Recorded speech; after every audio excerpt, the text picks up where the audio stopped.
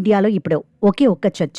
One day జట్టుల్లో Rishabh Pant స్థానం సుస్థిరమైన లేక జార్ఖండ్ డైనమైట్ ఇషాన్ కిషన్ తన మెరుపులతో పంత్ సీటుకు ఎసరు పెట్టాడా? కారు ప్రమాదం తర్వాత టెస్టుల్లో అద్భుతంగా పునరాగమనం చేసిన పంత్కు పరిమిత ఓవర్ల క్రికెట్లో మాత్రం కాలం కలిసి రావడం లేదు. మరోవైపు దేశవాళీ క్రికెట్లో ఆకాశమే హద్దుగా చెలరేగిపోతున్న ఇషాన్ కిషన్ 2 ఏళ్ల తర్వాత వన్డే జట్టులోకి ఘనంగా రీ ఎంట్రీ ఇచ్చేందుకు సిద్ధమయ్యాడు. 2026 కొత్త ఏడాదిలో కివీస్తో జరగబోయే వన్డే సిరీస్ భారత్కు ఎన్ని మార్పులు తీసుకురాబోతోంది? పంత్ వైట్ బాల్ కెరియర్ ప్రమాదంలో పడిందా అనే అనుమానాలు మొదలయ్యాయి.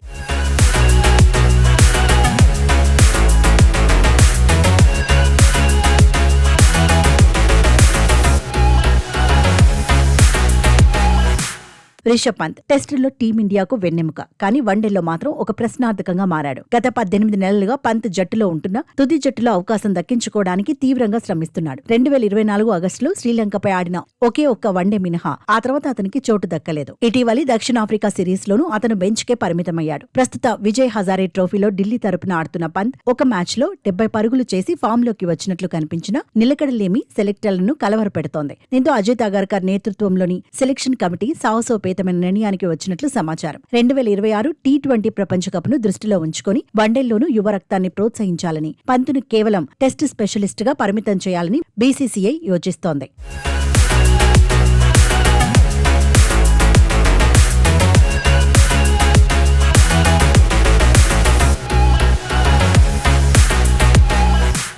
జనవరి 11 నుంచి న్యూజిలాండ్తో ప్రారంభం కానున్న 3 వన్డేల సిరీస్లో శుభ్మన్ గిల్ కెప్టెన్ గా వ్యవహరించనుండగా రోహిత్ శర్మ, విరాట్ కోహ్లీ కూడా జట్టులోకి రానున్నారు. ప్రధాన కీపర్ గా కేఎల్ రాహుల్ ఉన్నప్పటికీ బ్యాకప్ కీపర్ గా ఇషాన్ కిషన్ రావడంతో పంత్కు ఉద్వాసన తప్పేలా vice captain Shreyas Iyer fitness సాధిస్తే మిడిల్ ఆర్డర్ మరింత బలోపేతమవుతుంది. పంత్ కెరియర్ లో ఇప్పటి వరకు ఆడిన 31 వన్డేల్లో 33.50 సగటుతో 871 పరుగులు చేసినప్పటికీ ఫినిషింగ్ రోల్లో ఇషాన్ కిషన్ చూపిస్తున్న దూకుడు అతనికి ప్లస్ పాయింట్ గా మారింది. మరోవైపు పంత్ వెనుకబడుతుంటే ఇషాన్ కిషన్ తన బ్యాట్ తో సెలెక్టర్ల తలుపులు బద్దలు కొడుతున్నాడు. 2023 ప్రపంచ కప్ తర్వాత సెంట్రల్ కాంట్రాక్ట్ కోల్పోయి తీవ్ర విమర్శలు ఎదుర్కొన్న ఇషాన్ ఇప్పుడు ఫీనిక్స్ పక్షిలా ఎగిరివచ్చాడు. ఇటీవలి సయ్యద్ ముస్తాక్ అలీ ట్రోఫీతో కర్ణాటక వంటి బలమైన జట్టుపై కేవలం 33 బంతుల్లోనే శతకాన్ని బాదేసి లిస్ట్ ఏ క్రికెట్ లో 2వ ఫాస్టెస్ట్ సెంచరీని తన పేరిట రాసుకున్నాడు. దీంతో టీమిండియా వెతుకుతున్న పర్ఫెక్ట్ వికెట్ కీపర్ ఫినిషర్ దొరికాడనే సంకేతాలు వెలువడుతున్నాయి.